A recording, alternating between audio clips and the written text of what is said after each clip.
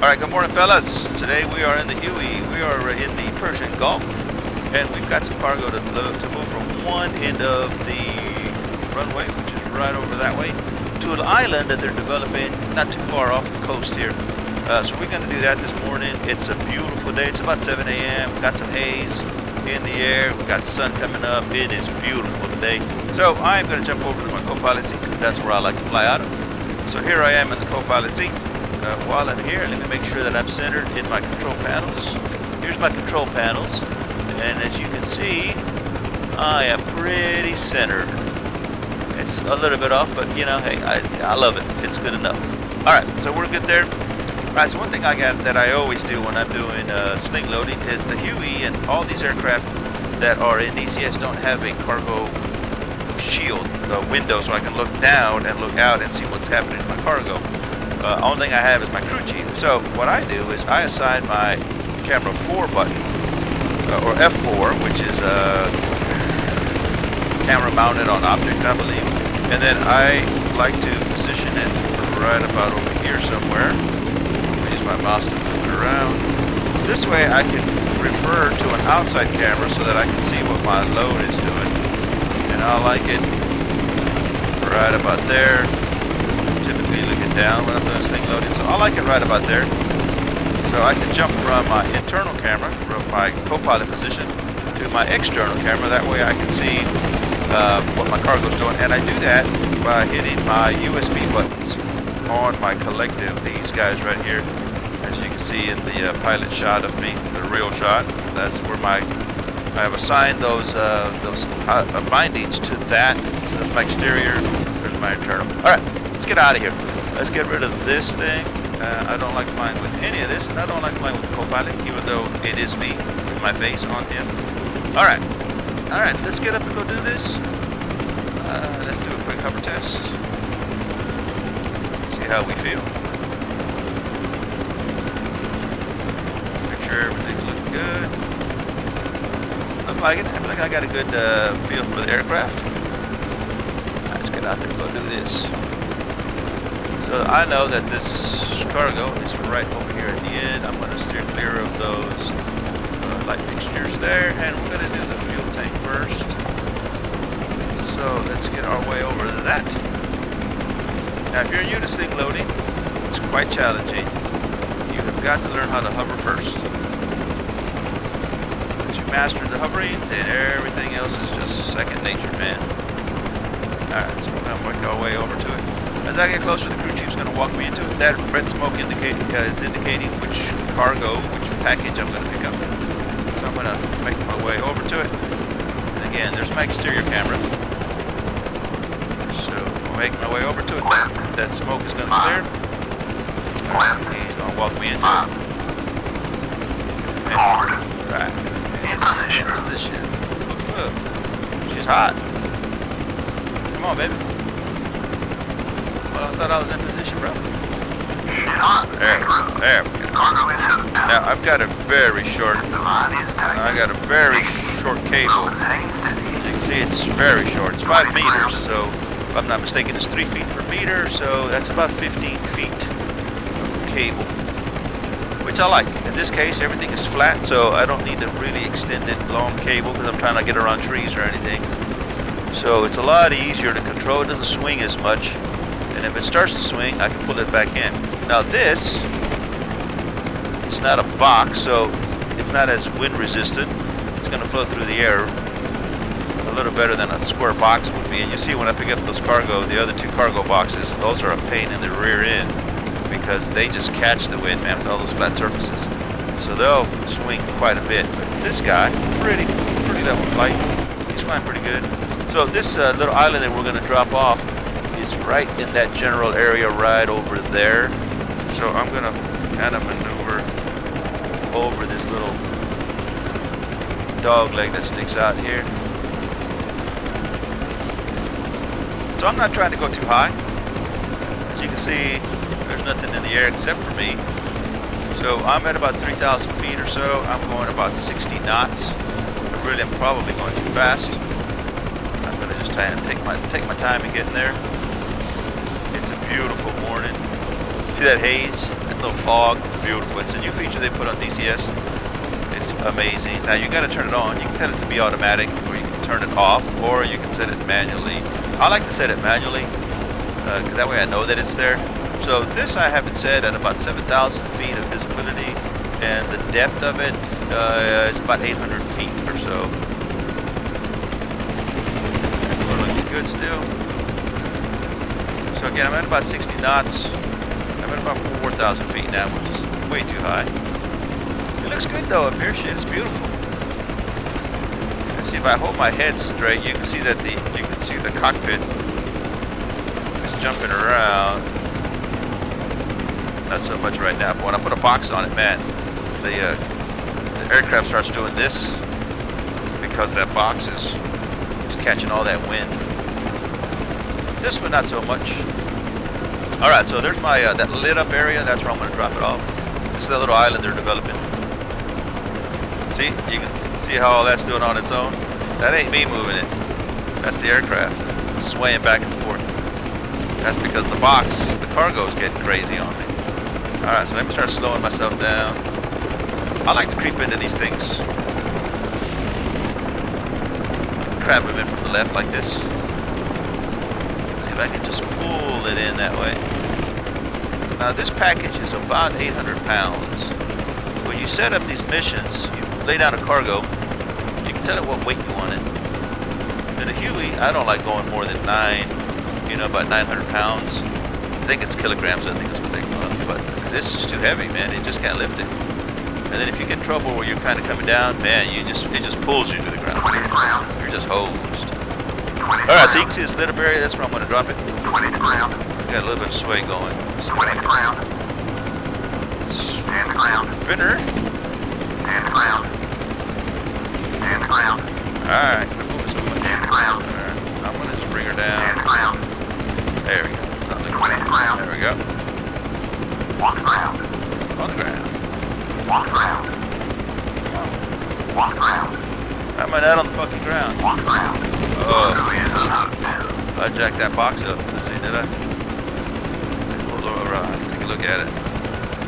I got a little crumpled up. Maybe just a little bit. Yeah, maybe just a little bit. You're gonna be mad and stuff. Shit, I think I punctured a hole in it. You're gonna be mad. Damn. Well, that's why you practice. Really, I blame that one on my crew chief because he didn't tell me what the hell I was doing. His numbers were wrong. He said I was going off to the ground. He didn't say I was on the ground like he normally does. So I'm gonna say it was his bad. Anyhow, let's go grab another. So that's how you do that one. Now I do have a butt kicker, or a bass shaker I should say. I got a combination of Dalton audio, or Dayton audio, Dayton audio, and butt kicker transducers on my rig. So I can feel all the turbulence. I can feel all that shaking. You can see my cockpit shaking. My panel there, see that shaking? I can actually feel all that through my rig. And I have a 5-port harness, so I actually feed it through my chest. It's pretty amazing, man. I got an amazing rig. Alright, so I'm gonna make my way over this way. Settle in, finally find my groove. I need to come in. I found that if I come in and just kind of track that runway, it takes me away from those light fixtures, those light stands that are out there. Street lamps. Those will do you in, man. Not hard to see in this low light like it is here. Alright, so let's get our cargo. I'm going to hit my comms menu, and this time let's do one of those containers. There it is, my spoke indicator. Which one I need to pick up? I'm going about 100-something knots. I'm going to slow down. Pull back on the stick, drop the collective a little bit. Just going to look out the window, see what my aircraft is doing. I can see my speed dropping. Try not to gain too much altitude when I pull back on the stick. Alright, let's make our way over to it.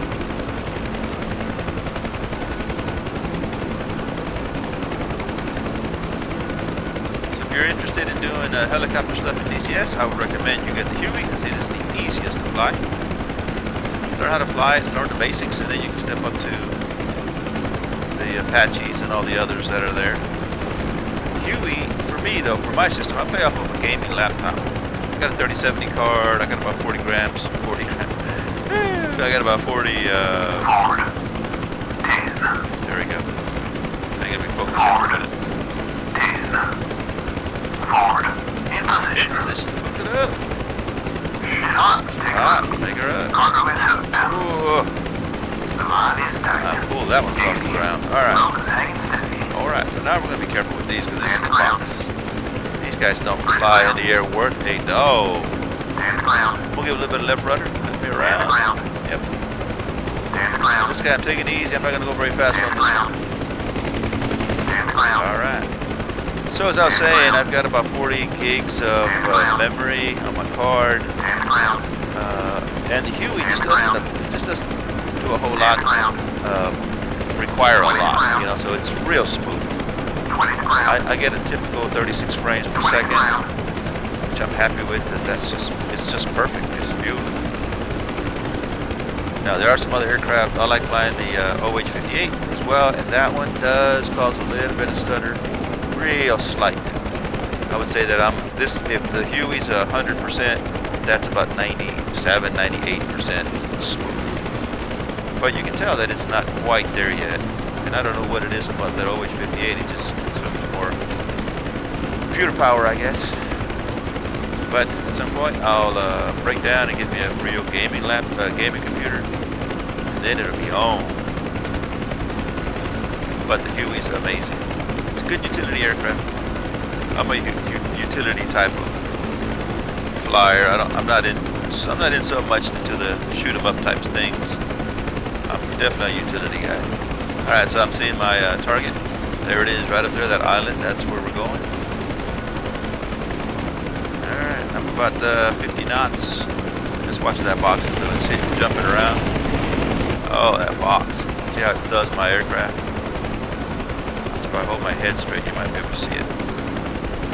I'm not moving the stick at all. Look what it's doing to my aircraft. See all that? It's terrible. So you got to really be on your game on this one. And if you go too fast, you can break that rope. So the idea is just go easy on these boxes, man, because they're a pain in the rear end. All right, so I'm at about 3,000 feet. All is moving well. That sun is coming up really nice. That water, woo, it's beautiful. Beautiful. Persian Gulf, man, it's a nice map.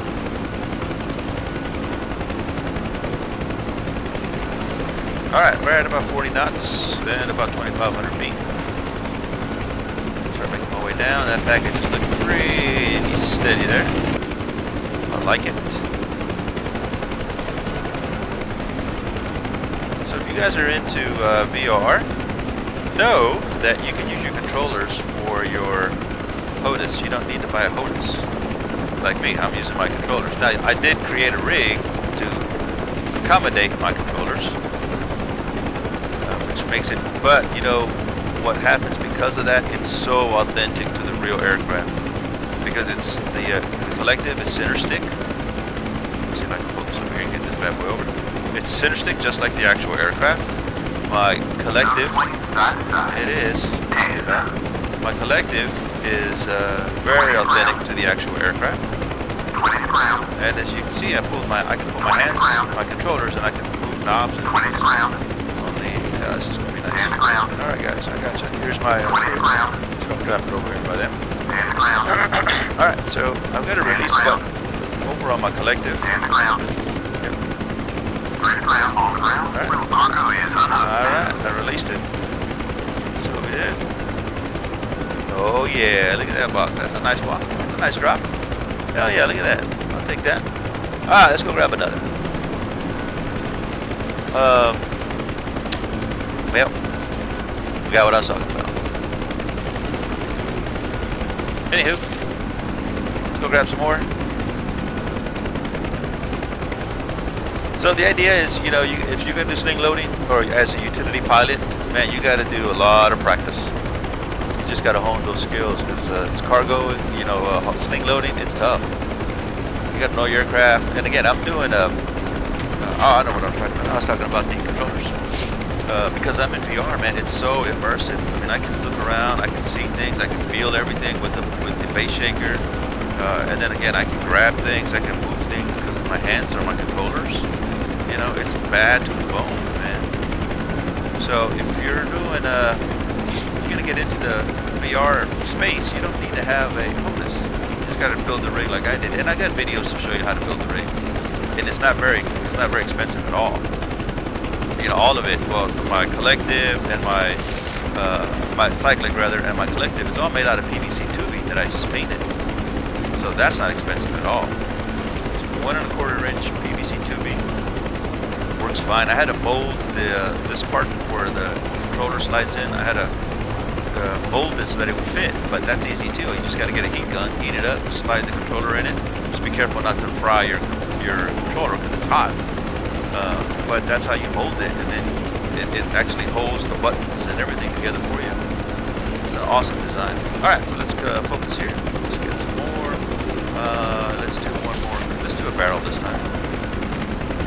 All right, so slow her down. Pull it back on the cyclic. Drop my collective a bit because I don't want to climb too high. All right, I can feel that grabbing that air. All right, there we go. We'll make our way over.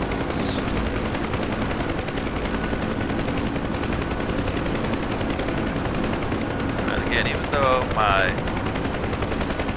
rig is pretty fancy, I think it's pretty fancy, but it's really nothing to it. Very simple. It's just common sense.